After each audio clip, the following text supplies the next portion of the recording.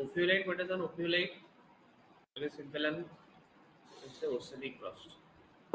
Then oceanic crust that preserve in the continent.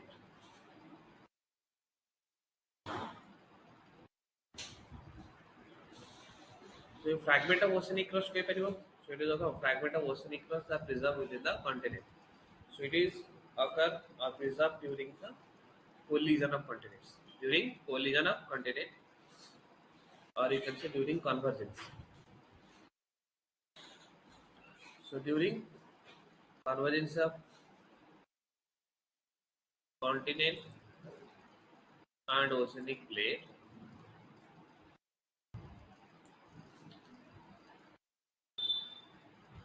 the material from the oceanic plate that scrapes out here and will deposit on the continental part during the movement of the plate.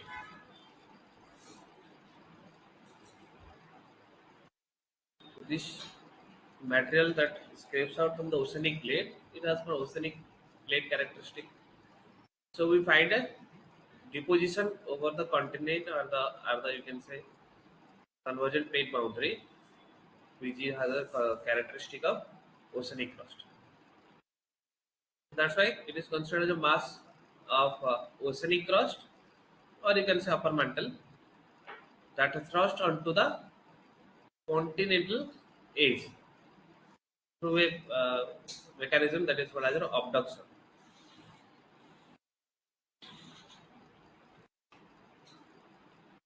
This plate is subducting below this plate, so this is called as a subduction, and this plate, overriding plate, is also overthrusting on the oceanic plate or on the thrusting plate.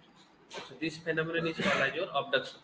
So by this process, part of the oceanic crust, it will preserve on the continent. That is your ophiolite. So that will give information about the ocean crust or oceanic crust.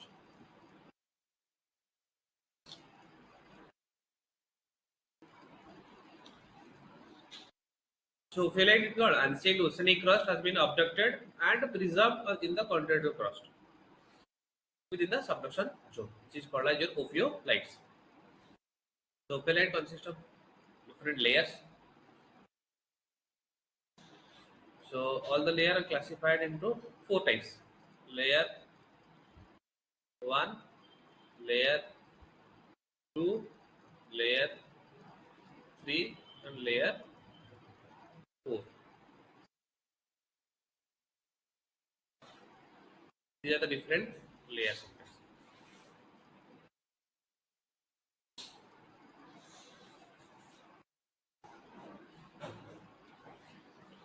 This is layer 1, which is consist of deep sea sediments.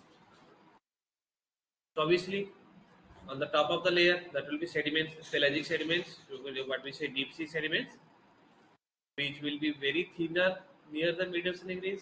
As it go away from the mid-oceanic ridge, it will become thicker. The layer 1,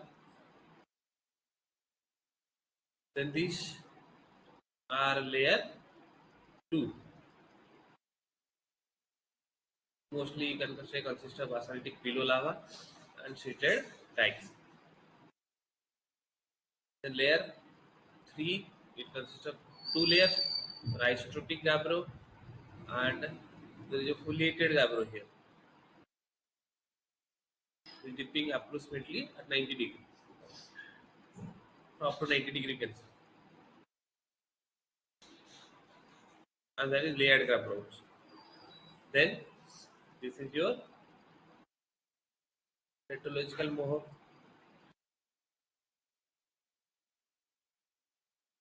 Then layer 4, which is within the mantle, that will be pedotite. This is a typical layering of a ophiolite segment.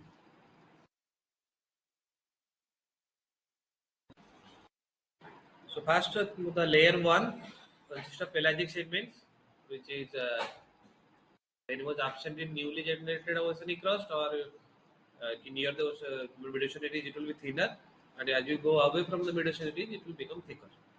The mid-ocean ridge is away move kariba to thicker segment.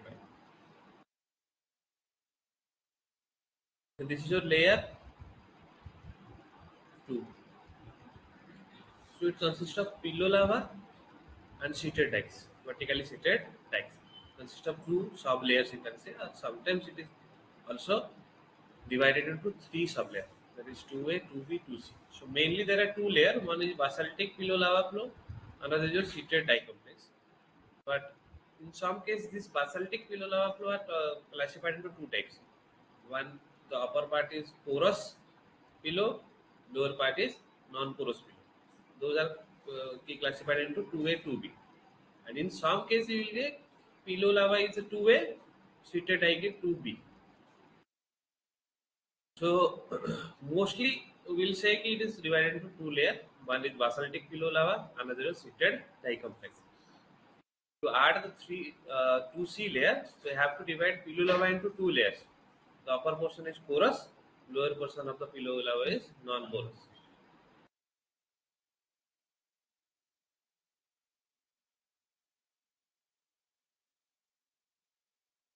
Then come to layer 3. So layer 3 it is divided into two sub-layers. There is 3A and 3B.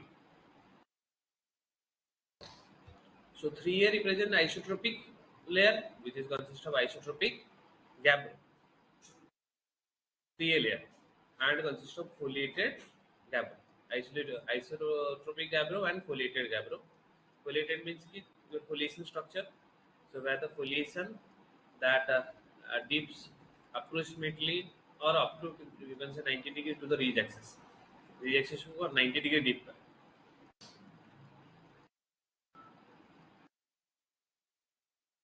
Then 3B layer it consists of layered gabbro. 3B layer it consists of layered gabbro. So this gabbro layer isotropic or somehow they are foliated. Then to the base of the 3 layer, that is your layer gabbro layer. Then comes to layer 4.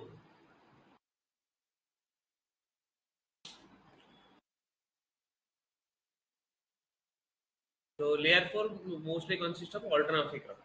It consists of alternathic rock where you find pedotite and sometimes more Weherlite. Inclusion of Weherlite you will also get in layered gabbro layer, but pods of you can say accumulates of Weherlite you will find in layer pedotite layer.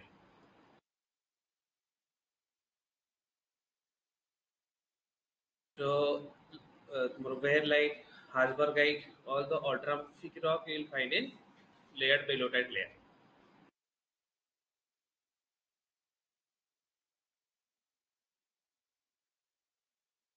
This boundary between layer 3 and layer 4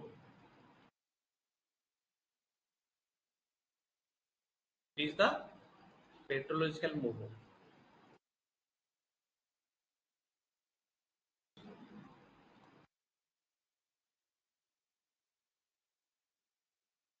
With the petrological movement. Seismic movement. Petrological movement.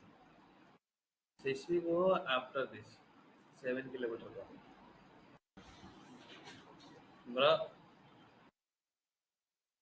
due to mara crustal part, oceanic crust end hochi, mantle start hochi, that is hochi. So seismic velocity also, where the seismic velocity changes and increases, that is your boundary between crust and mantle. But it is the boundary between for a basaltic and ultramafic layer, where the basaltic layer changes to ultramafic layer, that is also considered as the appearance of the mantle or the beginning of the mantle. So the boundary between 3 and 4 is called as your petrological movement. So here your original ultramafics are there, which can be distinguished between the crustal layer and mantle.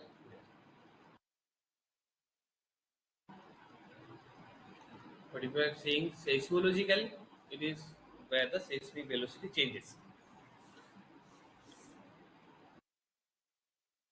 Sometimes moving the seismic velocity changes. Most of the time, it is associated with the compositional changes.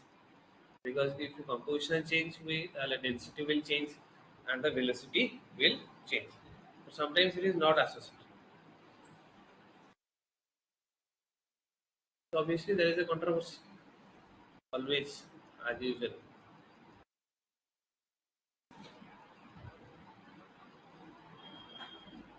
So these are the different layers of ophiolites. Then comes to what is the difference between an ophiolite and oceanic crust? What is the difference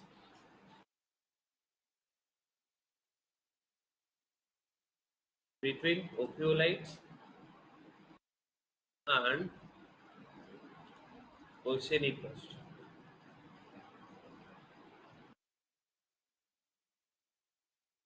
So as you are saying, कि ophiolites are oceanic crust, they are present on the continental part. So what will be the difference? Difference कौन ଅଛି?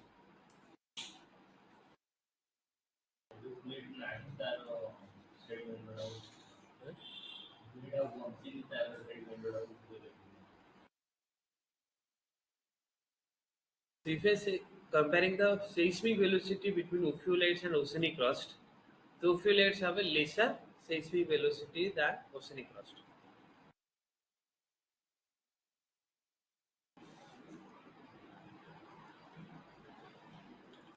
Seismic velocity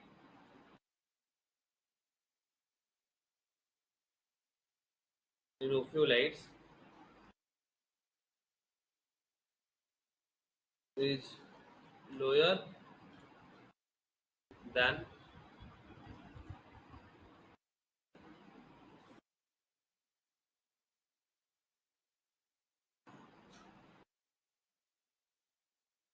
and also you can see ophiolites is much thinner than the oceanic crust because due to tectonic activity it has many faults and faults you can say thrust and fractures because of the convergent plate mount. So that's why the velocity will decrease and because of the when it will expose to surface it will weather erode so that it will become thinner. Ophiolite will become thinner. So that's why ophiolite is thinner than the oceanic crust and it has a lower velocity, lower seismic velocity than the oceanic crust.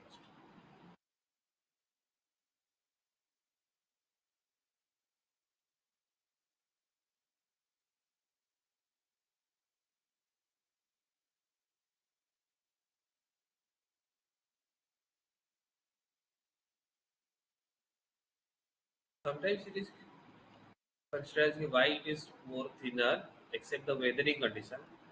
It is believed that this is your island. This is your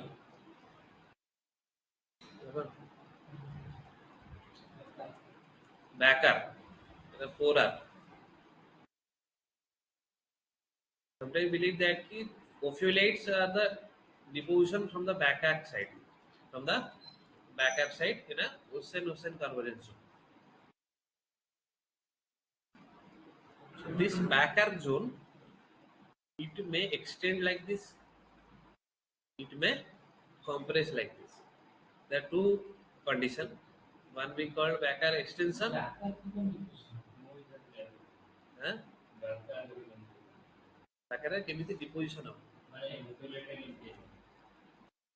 Theory ସେଟା ବୁଝଉଛି।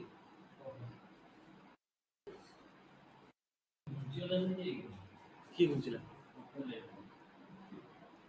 These are oceanic crust. ବୁଝିଯିବ ବୋଧେ।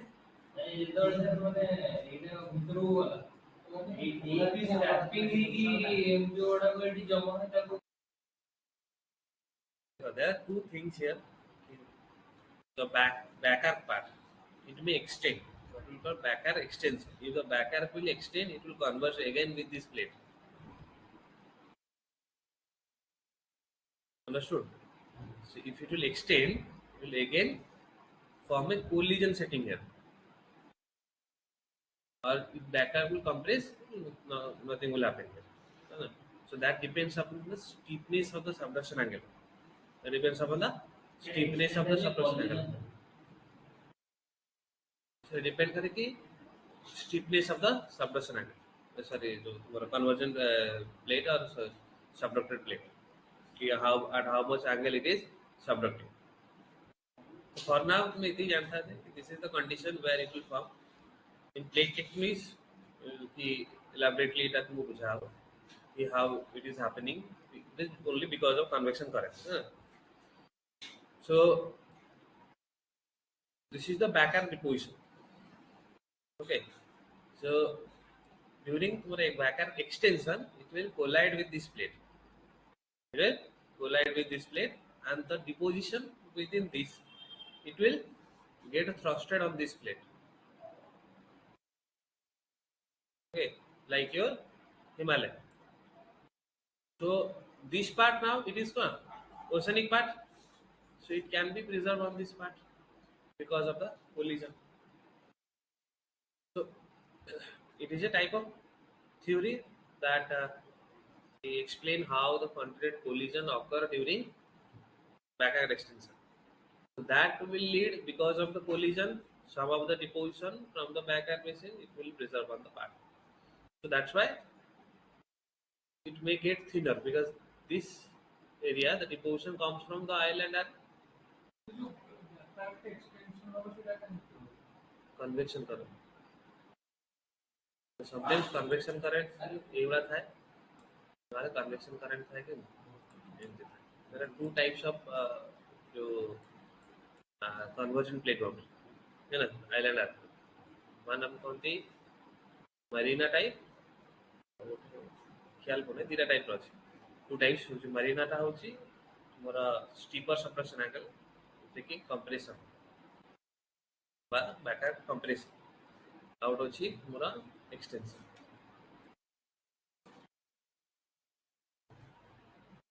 so because of the extension this part will become thinner and that's why ophiolite if this part will preserve after the collision that means that will support how ophiolite is thinner than the oceanic.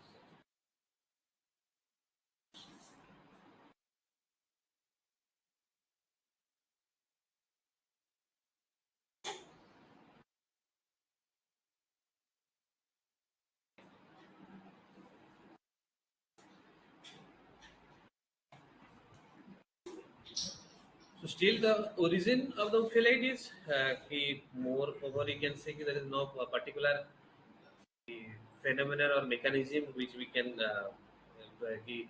say that this is the mechanism where ophiolite is forming. There are different mechanism, different theory that supports the formation of ophiolite. So that's why we say only the oceanic part it is preserved on the continent. Oceanic part is preserved on the continent part, which will give information about the ancient oceanic crust on the continent part. That is your ophiolite. So, when any metamorphic rock that is filled with chemical active fluid, so that chemical active fluid must contain some reactive element which will react with the constituent of the metamorphic rock. So, when it will react with the metamorphic rock, they will replace. They will replace ion. They will exchange ion from each other. So, the chemical active fluid it will exchange the ion with the wall of the pore spaces of the metamorphic rock, where the composition might change completely or the composition may change partially. So metasomatism is of two types, mostly you can say. In one case, the composition not completely change. Sometimes it is only enrich the rock, sometimes it will completely change the rock along with texture.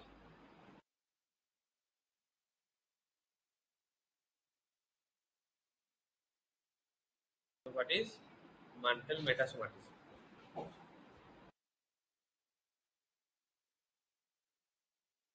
So metasomatism involves the modification of chemical components of the rock portion or completely rock because of the incorporation of chemical active fluid. Because of the incorporation of chemical active fluid within the rock. So that's why during this process the rock is in solid state. The volume remains constant. If the rock is melting, then we say that there is a melt phase involved. So only it is charged with the chemical active fluid, but the rock essentially in solid condition. That's why it is a solid state metamorphism condition.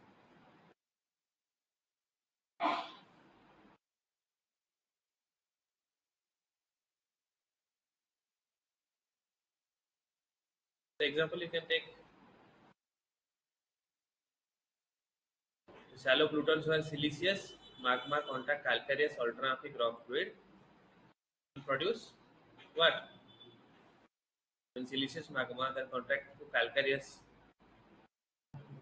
rock, it will produce scar,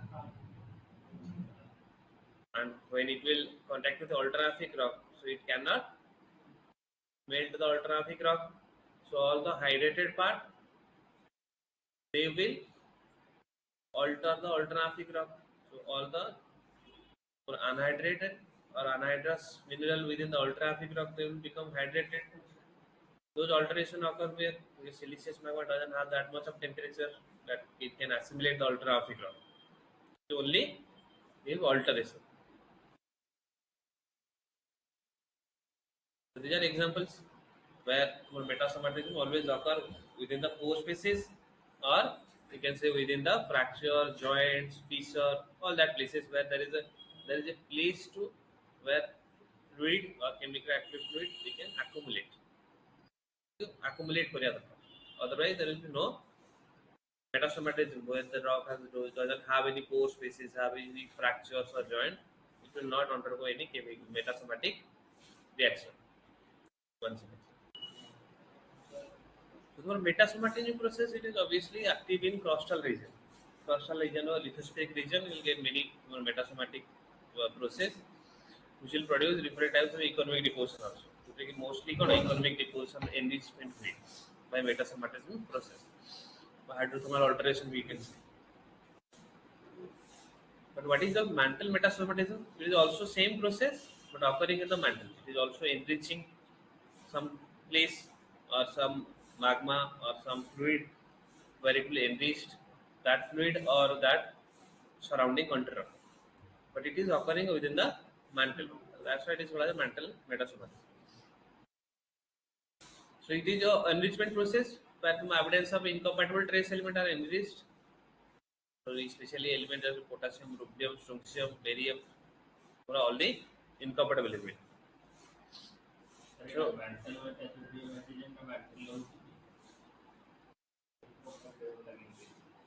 hmm? Incompatible का mantle है नहीं lower mantle अच्छा है lower mantle अच्छा है नहीं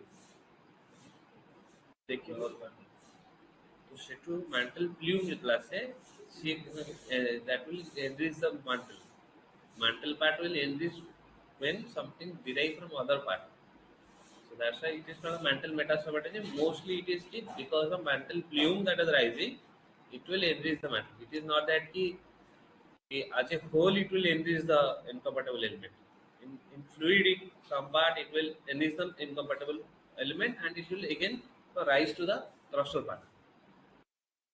Crustal part को rise कर.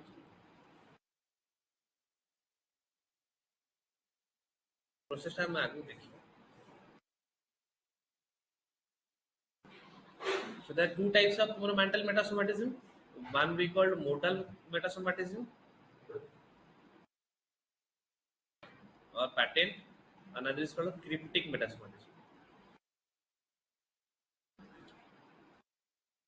One is called modal metasomatism. Another is cryptic.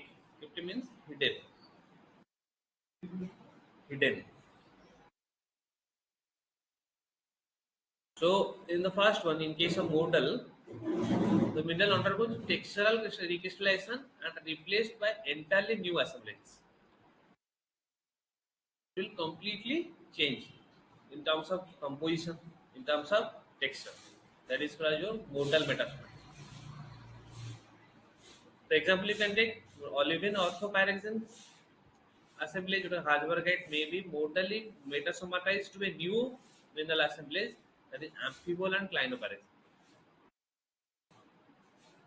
Olivine orthopyroxene is completely changing to amphibole and clinopyroxene. This is called as modal metasomatism. Modal metasomatism. But in some cases, part of the rock will change. Suppose if we consider that there is olivine, it has iron rich content, so that iron can be replaced by nickel. Because nickel has affinity to olivine, so they can react, they can replace each other. So that is a part of the rock is changing. That we can say it is a replacement, where the texture and structure is preserved. In case of tomorrow cryptic metasomatism, it is very difficult to identify. So that's why the name is given as cryptic, because it's hidden. You can take the example of clinopyroxene, which is become more Fe rich by the incorporation of Fe, but it is very difficult to understand or very difficult to more notice. So that's why it is more cryptic or hidden. So there are two types of mantle metasomatism you will find. One is a modal metasomatism, another is a cryptic metasomatism.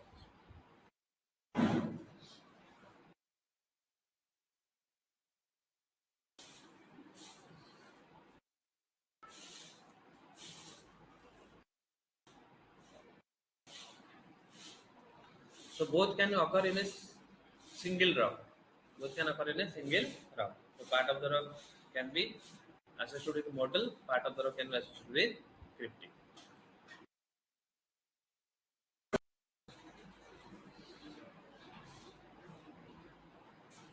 So two important things that involve in mantle metasomatism, or you can say any type of metasomatism, that is your diffusion and infiltration. Diffusion and infiltration. So that means the fluid diffusion the chemical active fluid will diffuse to the metasomatized site, where it will enrich or interact with or react with the rock.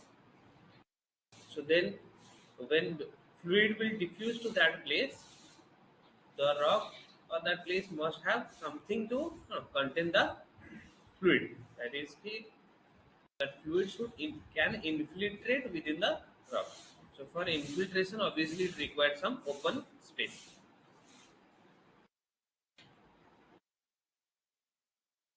So the two principal process of mass transfer, diffusion and infiltration, where the volatile air includes here. These are the volatile matter that include within the metasomatism, which will transfer or diffuse or infiltrate. Volatile of primary magma. So when primary magma will rise, the mantle plume is rising. That means the pressure is decreasing, so it will release all the volatiles. So volatile from the primary magma, it is also very important for metasomatism. Like kimberlite and carbonatite, they stall are the register lithosphere and they release the volatile phase. So when the plume is rising, then at the mantle for a lithosphere asthenosphere boundary, it will trap. So in that place, it will release all its volatile. So that volatile will metasomatize the mantle. The supercritical volatile reach from deep asthenosphere or subtroposphere. Supercritical means it is a type of fluid and gas thing, liquid and gas mixed type of behavior. So fluid volatile reach, supercritical volatile fluid, and silicate melts and H2 or CO2. All are considered as more. These are chemical active fluid during metasomatic reaction. Chemical active fluid. So these things will diffuse through the pore space and they will infiltrate or deposit within the rock. So when they are depositing within the rock, either fracture, joints, or there is another important thing, there is the spaces at the grain boundary. This is at the grain boundary which we discussed in partial melting, the dihedral angle. Less than 60, there will be lesser space. More than 60, there will be more space. that will also help here during for infiltration of the chemical active fluid within the rock, so that they can less than 60 means also they will can form a very the in very at a very small amount they can form an interconnected network, so that it can spread through the rock and metasomatize the different part of the rock. Theta is less than 60 in diagonal angle case.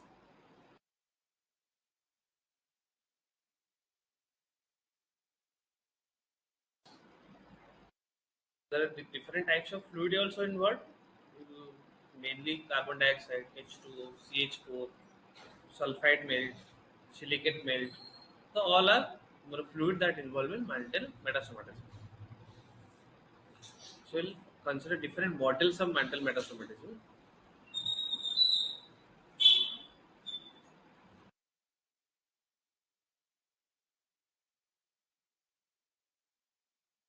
So mantle metasomatic model associated with continental rifting.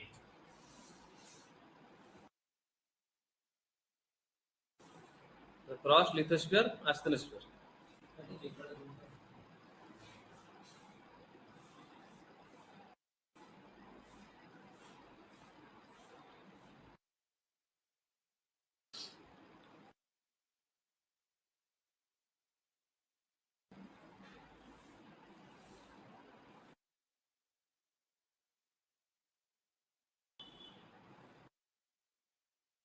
Asthenosphere, lithosphere crossed. So mantle plume will rise like this.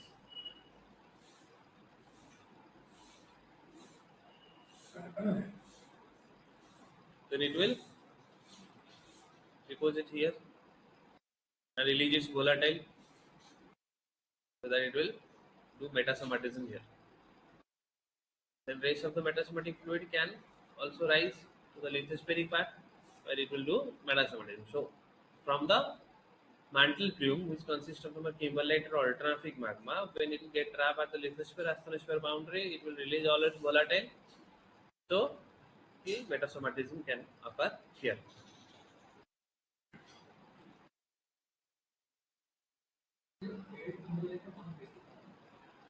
But trap here, to density difference, it is trap here. So the model path more of the from this point melting occur when sufficient CO2 and H2 are available in a rising asthenospheric mantle fluid. So this point they will accumulate a primary carbonate melt at the lithosphere asthenosphere boundary. This is the lithosphere asthenosphere boundary. This will release the volatile that will result the metasomatism of the adjacent region. Then the rising asthenospheric film resulted higher degree of partial melting, producing alkaline silicate melts, such as our nephelinites, okay, carbonatite, kimberlite. This melt will rise adiabatically without changing in temperature. Okay, where again they crystallize, releasing volatile metasomatism, and it will metasomatize the lithospheric part.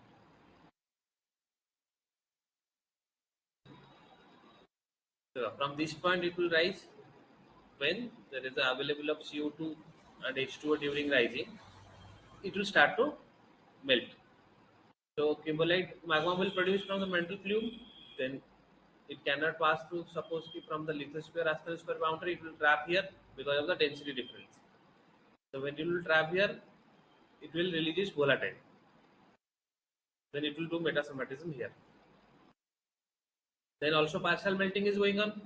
So that partial melted metal again rise to the lithosphere, where that will crystallize, and they also release volatile matter. So they will metasomatize in the lithospheric part. It's a continental rifting model during continental rifting, because because of the rifting, it can rise adiabatically. Can rise adiabatically.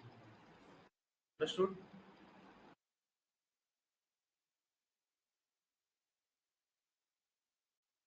Next is the subduction zone. So subduction zone can also more yield fluid because of compression. All the sediment are deposited in the core region, they can compressed, and when the oceanic crust that will uh, dive into asthenosphere because of the reaction, they will also produce H2S fluid, or what we call fluid flux. So those are available for metasomatism also. Those are available for metasomatism in the nearby region of the mantle. So subduction zone is a simple model where more fluid expulsion can occur at this point, where the compression is occur, or more from the subducted plate. There are also other model which more metasomatism is occurring in different parts of the earth. Lithospheric metasomatism at the periphery of magmatic arc, Medusan Greece, sorry. Then metasomatism of oceanic lithosphere during by mantle plume, it is in hotspot region. Metasomatism of continental lithosphere also in hotspot region. This model assumes that the near solid liquid produced at the depth of the melting column are not collected to form MORV but percolate across the cooling lithosphere and generate anhydrous and hydrous cumulate veins plus scripting model metasomatism. Sometimes always during more continental rifting. During continental rifting, magma is rising like this. They also percolate to the other part, cooler lithospheric part during rising. So when they will enter into this part, due to expulsion of fluid from here, by crystallization, they can also metasomatize this part of the lithosphere. So it is occurring in mid-oceanic Greece. All the part of magma that rising, it is not into the MR. All will not go deposited within the MR. Some will enter into the lateral lithospheric part.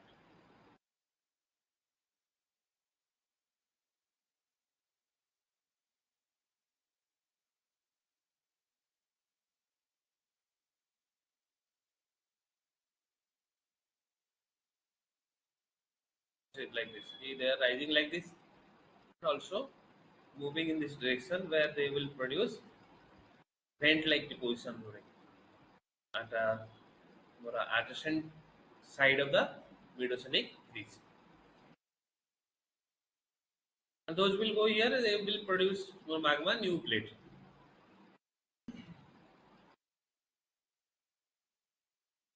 So in most of the case, same thing is happening. During more a mantle plume are rising to the oceanic crust or mantle plume rising to the continental crust.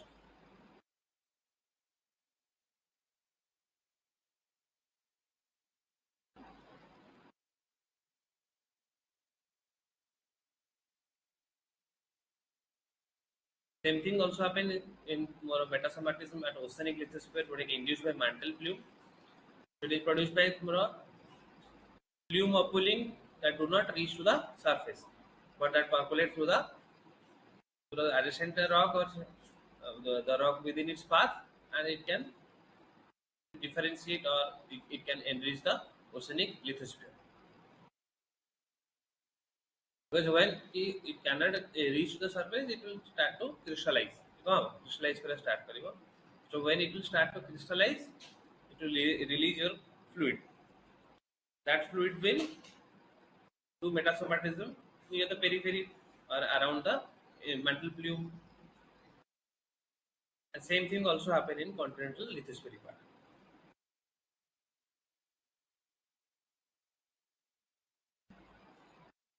So these are different model of mantle metasomatism. Simple thing is in all cases where we were studying, they are producing a chemical fluid which is enriching or reacting with the surrounding rock, and they are either changing the composition completely or the changing composition partially. Completely change करते नॉले partially change. That is a mental metasomatism.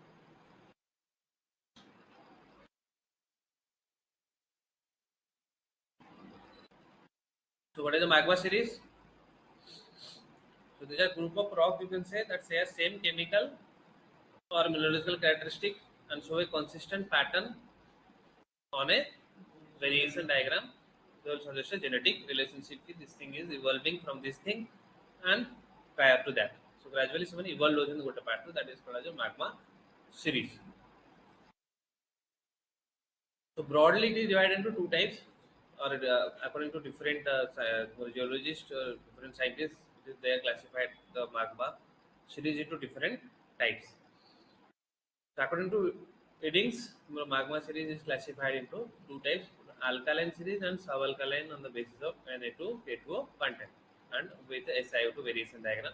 This is Na2O K2O percentage content, and this is a SiO2.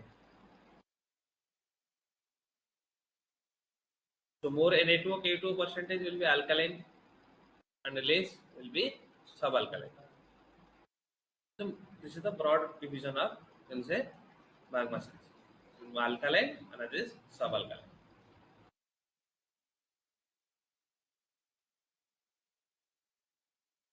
So mostly in subalkaline we are seeing the silica percentage for 45 to 50%, and alkali percentage less.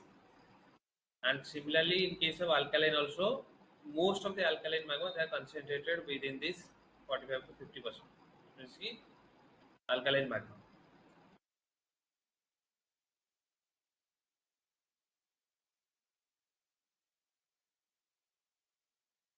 Another classification that is given by Peacock, that used to plot CO and Na2 plus K2O versus SiO2. They produce four chemical phases based on the parameter called alkali lime index. Na2 K2 for alkali and Cu for lime. So that's why it is called as alkali lime index. For the alkalic magma, which has alkali lime index less than 51. The alkali calcic, it is 51 to 56. So alkali, that means calcium will be more, so that's why it will be 56 to 61. Calcic, if alkaline index is greater than 61%. From this portion, tomorrow lime percentage or CO percentage gradually increases. So that's why the name is first given as alkali if it is less than 51%. If it is greater than 51 to it is 51 to 56 alkali calcic. 56 to 61 calcic alkali, greater than 61% it is calcic.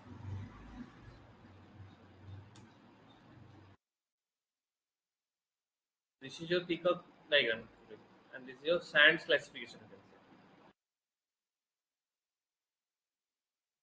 say. He take tomorrow ratio of Na2O K2O with Al2O3 and a Al2O3 ratio with Na2O K2O plus Ca.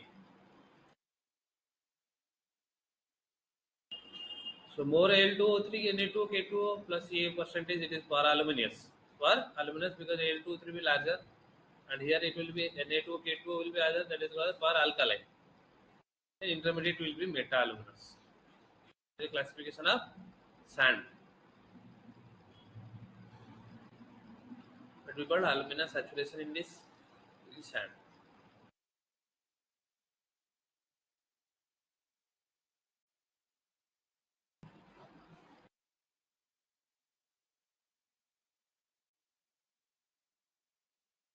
So more alkali alumina ratio is Na2O plus K2O by Al2O3. It is also called as upper alkaline index, or you can say also agapetic index. You can also say the different names.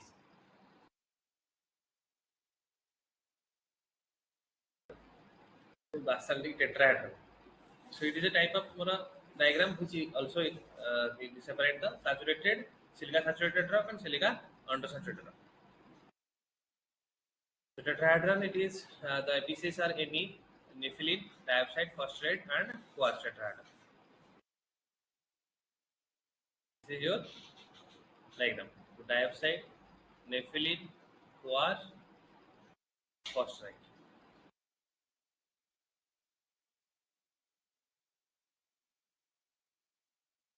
This is called plane of silica saturation.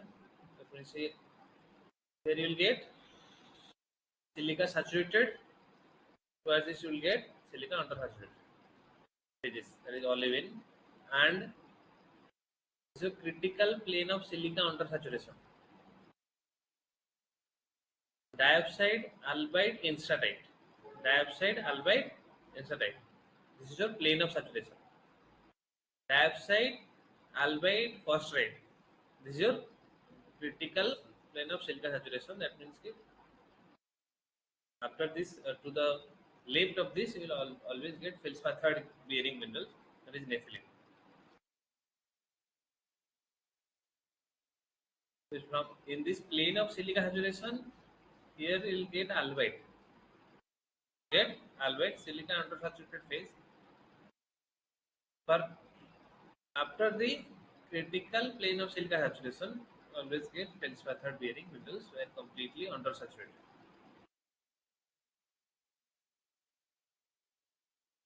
So the diopside, albite, instatite, it is called plane of silica saturation. To the right, it is not silica polymorph is stable, indicating SSI to oversaturation. Where to the left, silica undersaturation phase olivine is stable without a silica polymorph. With this to the right, to the left.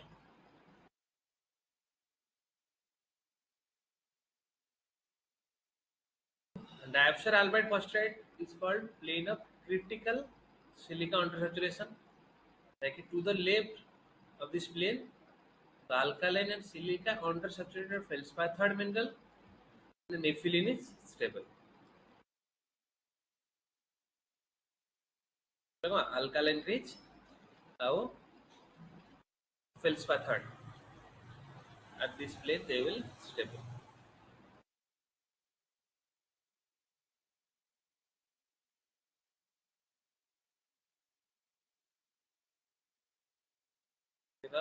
The alkaline field, the olivine.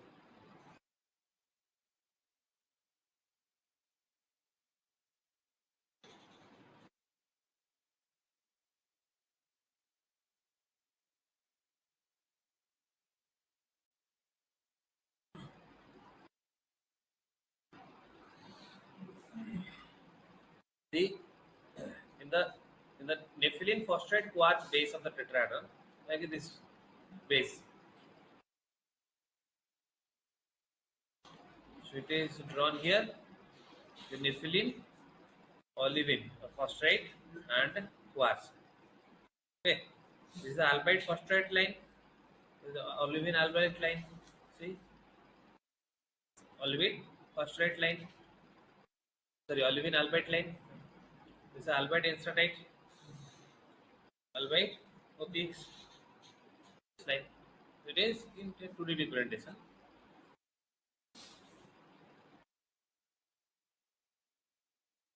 So this albite, it is in both undersaturated and saturated within that. So in the base of the tetrahedron, for the alkaline and soluble alkaline rocks, when plotted in this diagram, they are represented on the basis of nepheline, olivine, and quartz. So nepheline, olivine, and quartz, so they must be separated on the basis of saturated and undersaturated condition. So there is another line it is given here, that is your thermal divide. This one.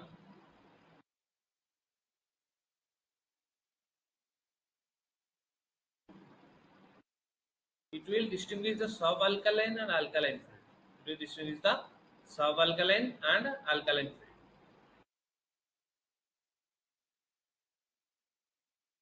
That thermal divide is like this during peritectic reaction with increasing pressure or change in pressure. So a thermal divide will be created in the peritectic. So when liquid will move like this, it is more enriched in Fe, it will move away like this. If it is more enriched in SiO2, it will move away like this. So that's why this thermal divide also it separates the silica saturated and undersaturated. That's why these two liquid will not get mixed up. Because for this they will come to this eutectic, for this they will come to this side.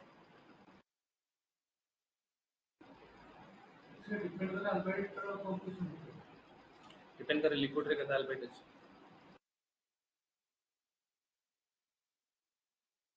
Accordingly, shape it will move away from the thermal divide. To the left side or to the right side.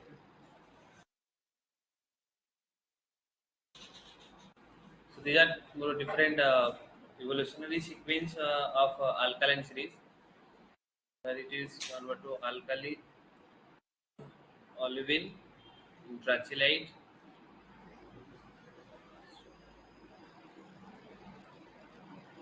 These are arrow marks. It is not showing in this. Alkali olivine basalt, trachy basalt, then trachy andesite, then trachy phonolite. Where it is always moved towards the acidic condition. Basalt, andesite, dacite, rhyolite. The evolution called subalkaline. Subalkaline series is moreover silica saturated, and the alkaline is always silica undersaturated. Subalkaline can also be divided into two types of tholytic and calc-alkaline series. Tholytic is more iron rich.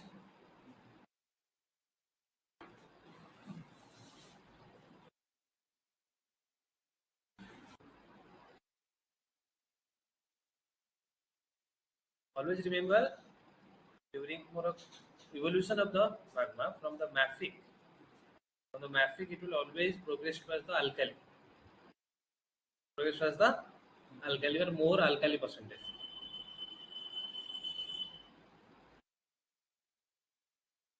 Always the parent magma it is richer in MgO content or mafic content. When gradually it will crystallize, it is actually move like towards this portion. From FM part 2, it will always move towards the A part. To be represented in a AFM diagram. It is a magma in a particular place where first it is enriched in iron component, then after some time it is again moved towards the alkali constituent. So when it is enriching in iron, that we call tholytic, then again it is moved towards the alkali, but it will become calc-alkali or alkali.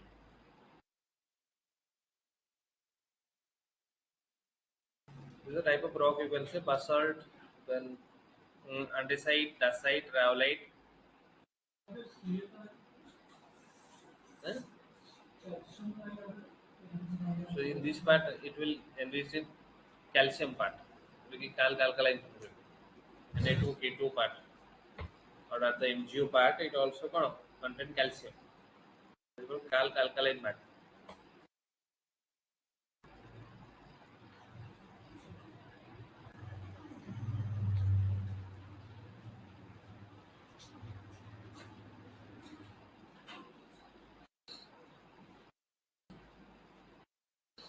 So we can also classify magma on the basis of their content of sodium and potassium only. Because they Irvin and Varga. Exotic series, like Na, more Na content, and high K series with high potassium content. Only K series is intermediate between high and sodium.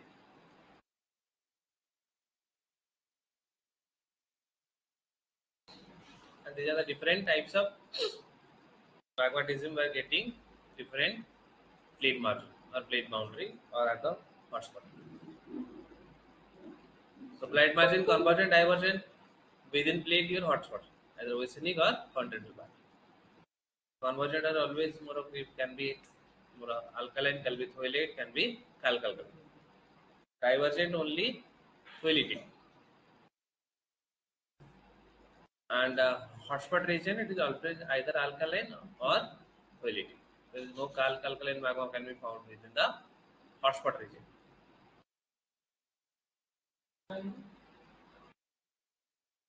Because hotspot region mantle plume and mantle plume always ultramafic composition. It is deriving from the deep mantle. Calc-alkaline, alkaline, calc-alkaline, calcium enrichment.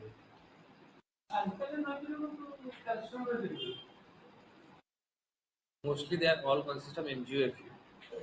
Uh, so with more during more rise through the mantle, it kept a metasomatism or assimilated with other alkaline. Calcium rich thing is not more available in the crustal or lithospheric part. More availability is from sodic rich or alkali rich. Na2K2.